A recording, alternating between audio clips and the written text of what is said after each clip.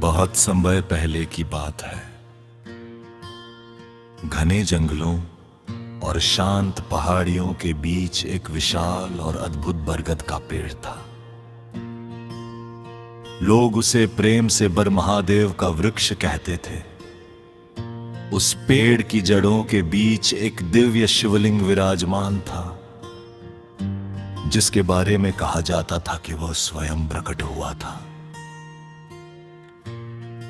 उस स्थान पर दिन रात एक अलौकिक शांति रहती थी। सुबह होते ही पक्षियों का मधुर स्वर गूंजता, हवा में बेलपत्र और धूप की सुगंध फैल जाती, और दूर दूर से भक्त हर हर महादेव का जयकारा लगाते हुए वहां पहुंचते। उसी पवित्र धाम में एक दिन श्री श्री श्री कल्याण बाबा जी महाराज, उनकी आंखों में भक्ति का तेज था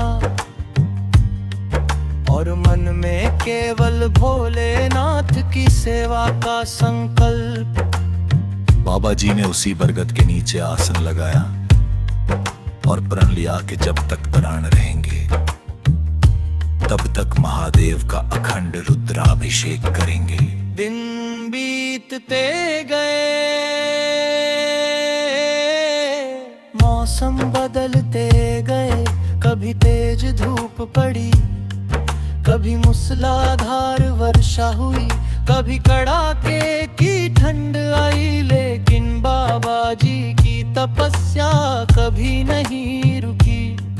वे हर सुबह गंगा जल, दूध और बेलपत्र से शिवलिंग का अभिषेक करते, ओम नमः शिवाय का जाप करते और भक्तों को प्रेम सेवा और भक्ति का मार्ग दिखाते। धीरे धीरे उस स्थान की महिमा दूर दूर तक फैलने लगी।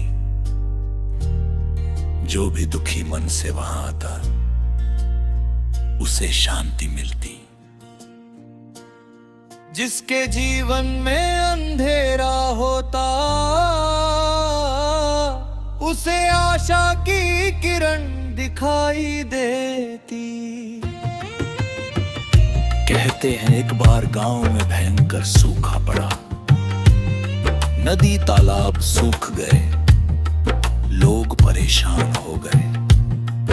तब बाबा जी ने बरगद के नीचे बैठकर लगातार कई दिनों तक रुद्राभिषेक किया और महादेव से प्रार्थना की।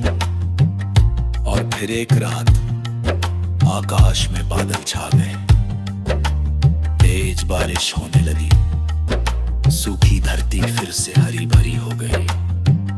गांव वालों की आंखों में खुशी के आंसू आ गए। उस दिन से लोग मानने लगे कि बरमहादेव धाम में स्वयं भोलेनाथ का वास है और बाबा जी उनकी कृपा के स्वरूप है। पूरे 5 वर्षों तक श्री कल्याण बाबा जी महाराज ने अखंड रुद्राभिषेक करके भक्ति की ऐसी ज्योति जलाई, जो आज भी लाखों भक्तों के दिलों में जल रही है। आज भी जब कोई भक्त उस बरगद के नीचे जाकर सच्चे मन से हर हर महादेव कहता है, तो उसे ऐसा महसूस होता है मानो बाबा जी की तपस्या और महादेव की कृपा